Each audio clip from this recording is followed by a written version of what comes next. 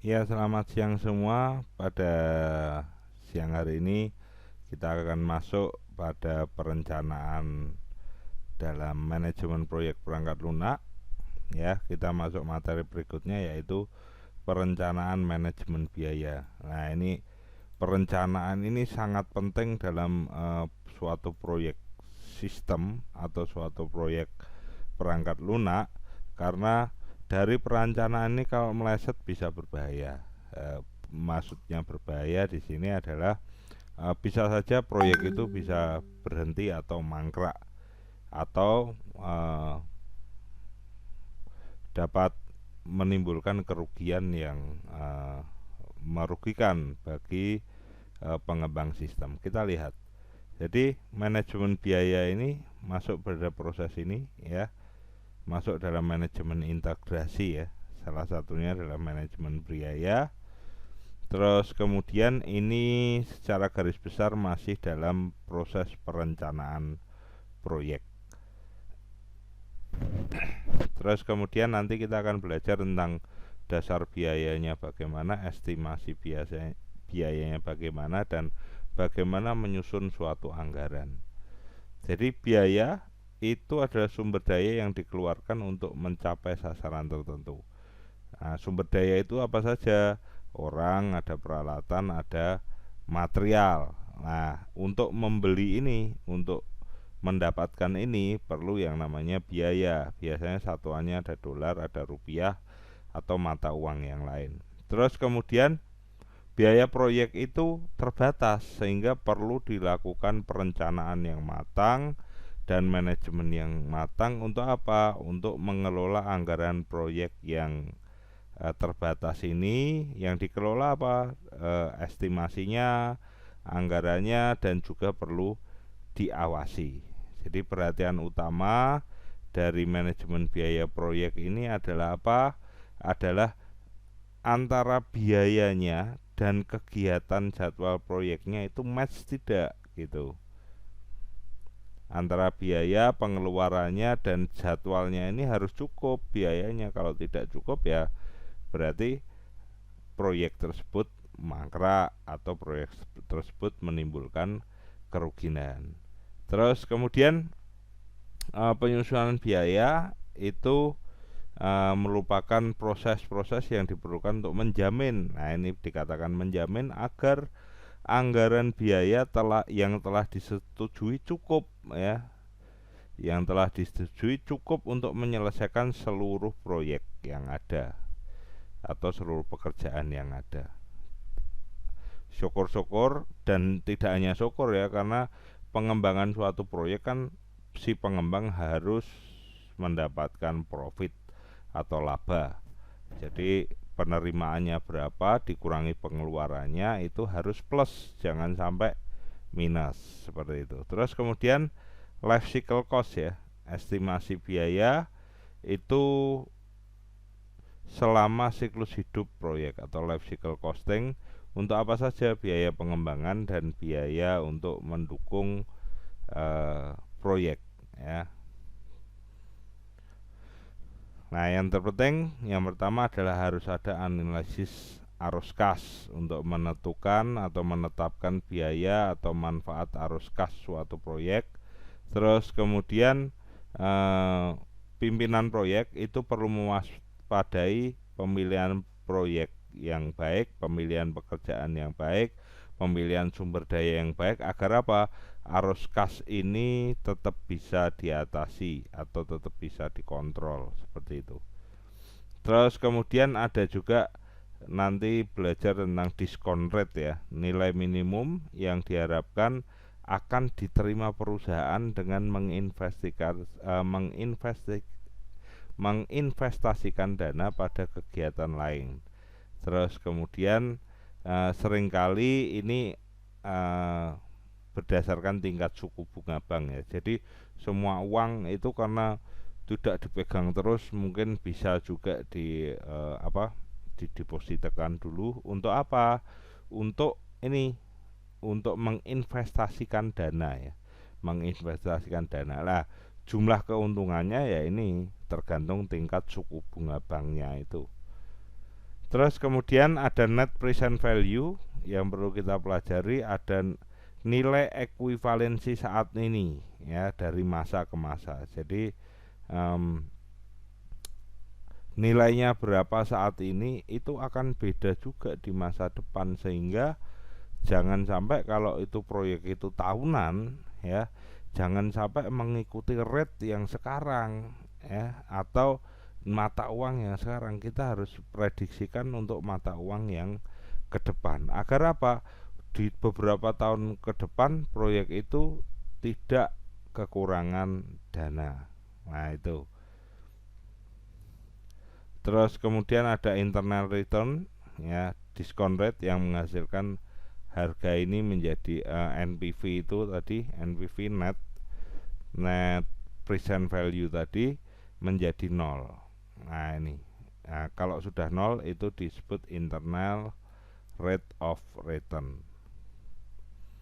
Nah gambarnya seperti ini ya. Semua proyek itu 4 tahun ya, 2009, 2010, 2011, 2012. Nah ini arus kasnya. Jadi harus biaya keseluruhannya itu harus match ya, harus match. Gambarnya seperti ini. Nah ini penghematan ini adalah suatu keuntungan ya. Penghematan yang dilakukan itu adalah suatu keuntungan. Contoh 2009 belum ada penghematan ya. Terus kemudian 2010 itu ada penghematan sedikit ya, dari 1910 biaya total yang dianggarkan. Terus kemudian di sini hanya dipakai 1.630. Ini dalam jutaan ya, jadi 1.630 seumpama. Terus kemudian di 2011 lebih ngirit lagi, 2012 lebih ngirit lagi. Jadi ini pengiritan yang dilakukan. Nah ini contoh arus kasnya. Terus kemudian beberapa biaya yang perlu Anda ketahui, ada biaya langsung, contohnya ada gaji, ada pembelian, ada barang proyek, dan juga ada biaya tak langsung yang tidak langsung efek pada proyek. Contoh apa? Tagihan listrik, terus biaya sewa kantor dan sebagainya. Itu kan tidak mendukung secara langsung tentang proyek, tapi ini juga dibutuhkan seperti itu. Terus kemudian ini ada beberapa soal ya. Contoh suatu proyek investasi 300 miliar, proyeknya 3 tahun. Terus kemudian tingkat suku bunganya 20%. Bagaimana menghitungnya agar dapat sistem ini dapat berinvestasi ya hasilnya ini. Terus kemudian nanti tahun pertama itu sumama dibagi aja 3 tahun, dianggarkan, terus penerimaannya bisa seperti ini contohnya. Nah itu kita lihat dari tingkat suku bunganya gitu kan.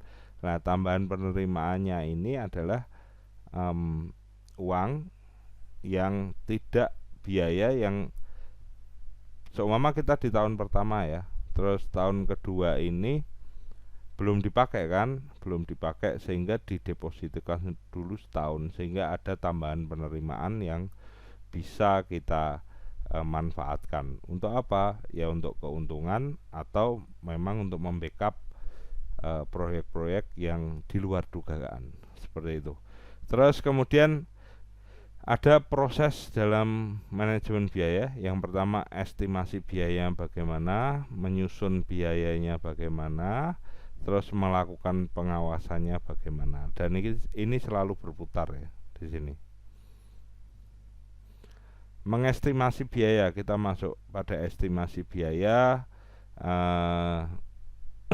Proyeknya apa, terus dikerjakan selama berapa tahun, estimasinya anggaran kalau 3-5 tahun ya, proyek kalau bisa diselesaikan waktu segitu dengan anggaran yang hanya 1-2 tahun. Terus kemudian estimasi definitifnya atau estimasi sebenarnya, rincian pembelian dan sebelum dan selama proyek. Ini biaya yang dikeluarkan. Ini estimasi definitif. Dari apa? Dari pendahuluan ya dikurangi estimasi anggaran. Nah, itu definitif yang menghasilkan suatu keuntungan.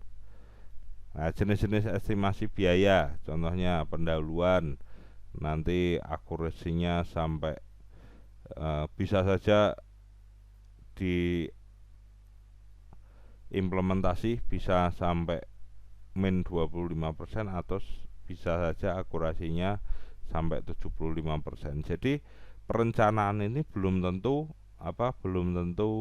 tepat ya 100%. Jadi bisa seperti ini. Terus kemudian rencana manajemen biaya. Jadi menjelaskan bagaimana respon proposal itu. Nanti proposal kan di ACC pasti turun. Jadi kita harus rencanakan proposal itu harus lebih tinggi, ya kan? Karena apa?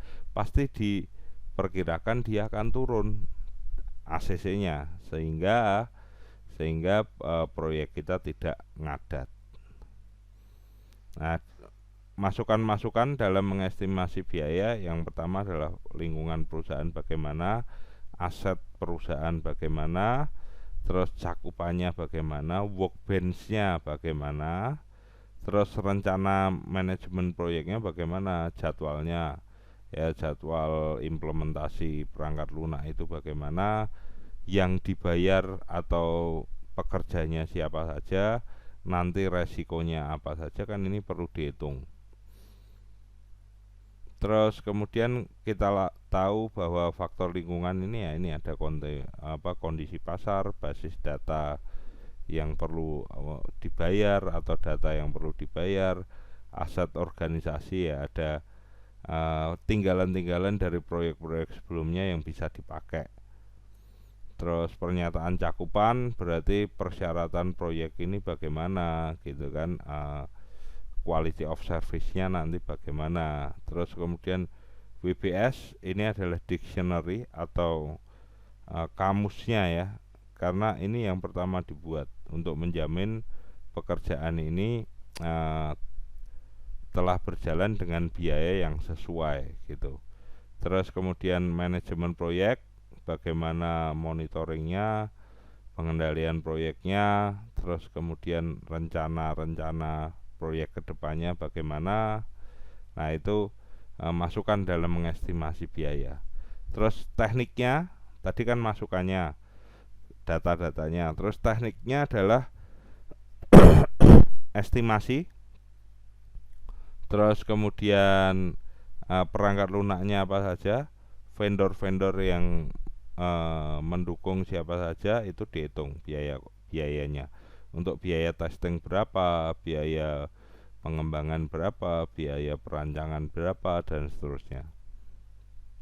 Nah, ini ada ada penjelasannya ya. Kita langsung saja pada hasilnya.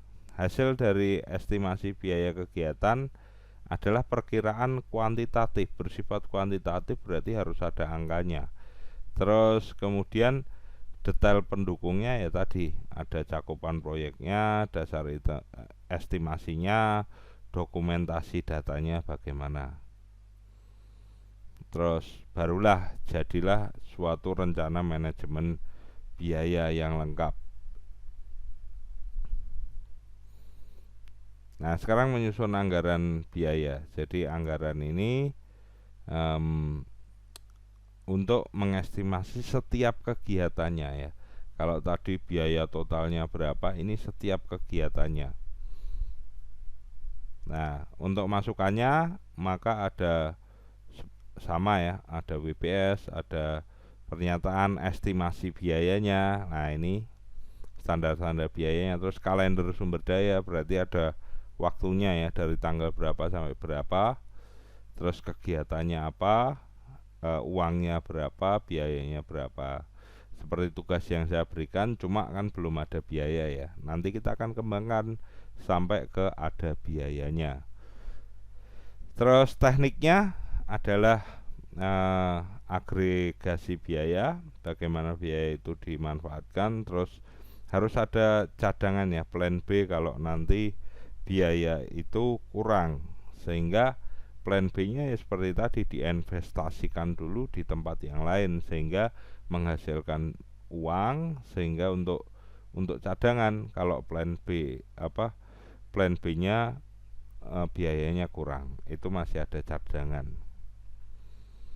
Terus kemudian hasilnya adalah patokan biaya, terus kebutuhan seluruh proyek, terus rencana manajemen biayanya, dan beberapa perubahan yang diminta. Ini berurusan dengan klien ya kalau seperti ini, beberapa perubahan yang diminta sebelum nantinya di ACC. Nah, ini adalah beberapa penjelasan tentang patokan biaya. Terus kemudian, nah ini contoh formatnya ya, kegiatannya apa, jam kerjanya berapa ya, upahnya berapa, biaya ya, seperti inilah formnya. Terus kemudian kurva S ya, proyek ini proyek 500 juta itu dibuat kurva ya, bulan Juli habis berapa, bulan Agustus habis berapa, bulan September sampai 100% bulan November selesai dengan angka 500 juta. Itu namanya kurva S anggaran, atau kalau di bahasa Microsoft Project-nya adalah plan value ya. Terus kemudian nanti harus seperti ini. Ini yang real, dan ini yang arus kas yang diharapkan. Artinya apa? Di sini ada keuntungan di situ, ya. Jadi ini yang dilaporkan. Terus kemudian ini yang real. Nah, yang di sini ini adalah arus kas, keuntungan yang didapatkan adalah di sini. Begitu. Oke, saya kira itu tentang rencana manajemen biaya. Kita minggu depan kita ketemu akan UTS, maka silahkan dipelajari materi-materi kita yang sebelumnya, nanti mungkin akan keluar, dan nanti UTS nanti akan saya kabarkan via Komting. Oke, selamat siang semua, kita ketemu lagi minggu depan. Selalu jaga kesehatan selalu.